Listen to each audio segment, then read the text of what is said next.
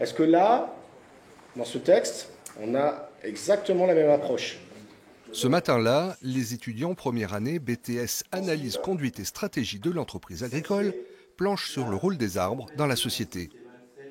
Vos parents ont déjà planté des arbres, ou alors à votre naissance, ou alors quand ils se sont mariés, installés, qu'ils ont construit, on va dire, leur maison.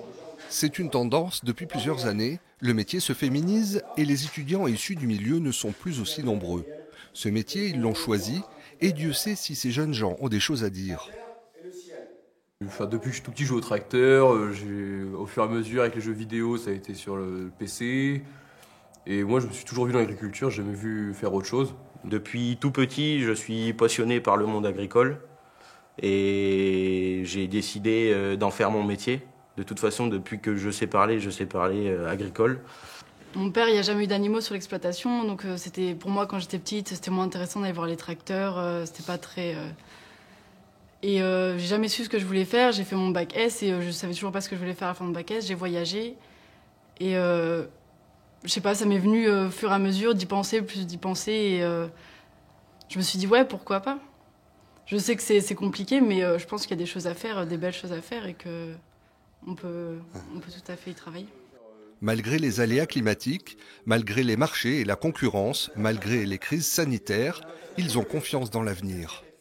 J'aimerais partir à l'étranger, donc au Canada ou en Australie pendant 1 an.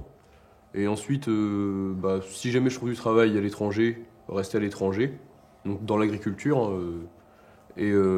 Sinon, revenir en France. Moi, mon but, c'est quand même de m'installer plus tard, d'essayer d'avoir ma ferme. Mais n'étant pas du milieu, c'est quand même compliqué. Si je peux poursuivre mes études après mon BTS, par exemple, faire une spécialisation dans la sylviculture, c'est-à-dire dans le bois et tout, ça serait pas mal. Puis après, pourquoi pas partir dans les Landes, gérer une exploitation légumière et puis gérer de la forêt à côté. Il y a des nouvelles cultures qui peuvent être intéressantes, qu'il faut essayer, je pense.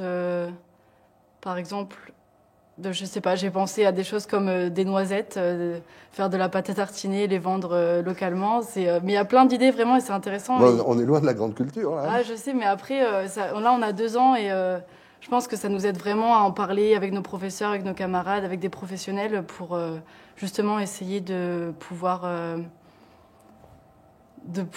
perpétuer le métier.